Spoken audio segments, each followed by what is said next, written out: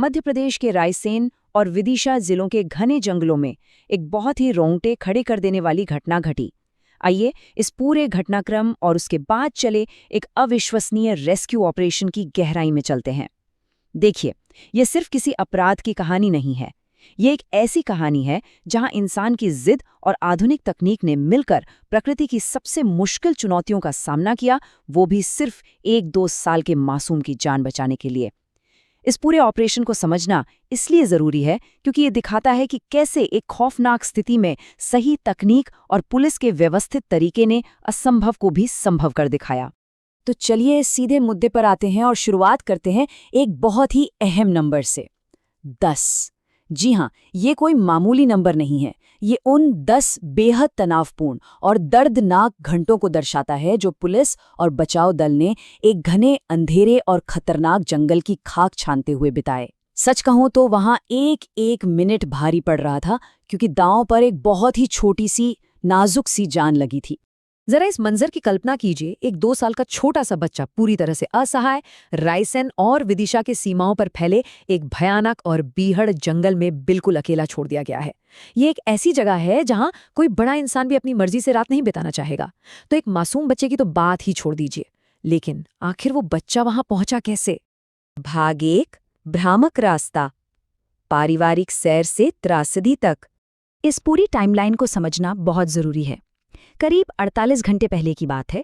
हिमोथिया गांव के रहने वाले राजेंद्र अहिरवार ने अपनी पत्नी ज्योति और अपने छोटे बेटे को घर से बाहर निकाला। बहाना क्या था? नया मोबाइल फोन खरीदना है। लेकिन बाजार जाने के बजाय उसने अचानक रास्ता बदला और उन्हें हैदरगढ़ के सुनसान जंगल की तरफ ले गया।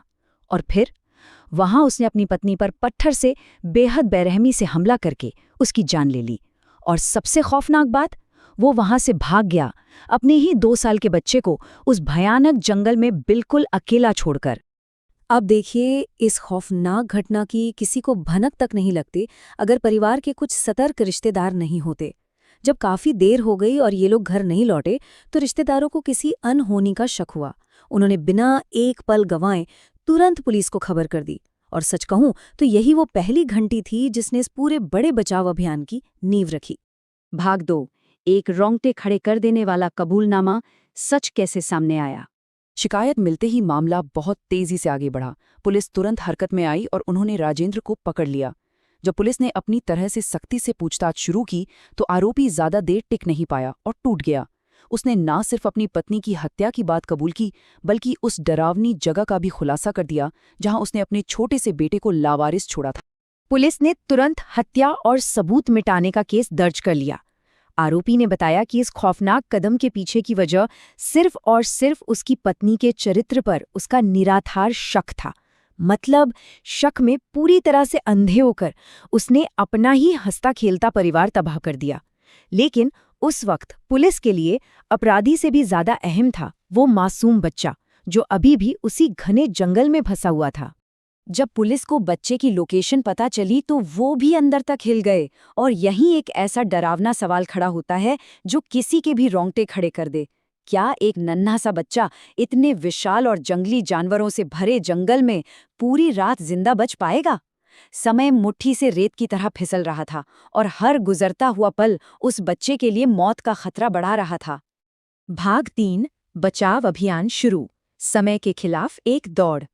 इस हालात की गंभीरता का अंदाजा आप सिर्फ इस एक नंबर से लगा सकते हैं, 12। जी हाँ, पूरे 12 अलग अलग पुलिस थानों की फोर्स को तुरंत लामबंद किया गया। इतने बड़े पैमाने पर पुलिस बल का एक साथ आना ही ये साबित करता है कि इस रेस्क्यू को कितनी बड़ी प्राथमिकता दी गई थी।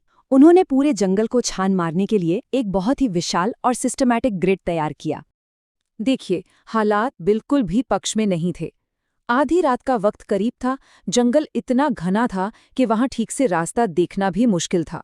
और सबसे बड़ा डर, सक्रिय जंगली जानवर जो रात के अंधेरे में ही शिकार पर निकलते हैं। सर्च टीमों के लिए ये बहुत ही खतरनाक जोखिम था। भाग 4, अंधेरे के खिलाफ तकनीक, जंगल को रोशन करना। अब जाहिर है सिर्फ इंसानी कोशिशों से इतनी जल्दी जंगल छानना मुमकिन नहीं था। यहीं पर तकनीक ने गेम पलट दिया।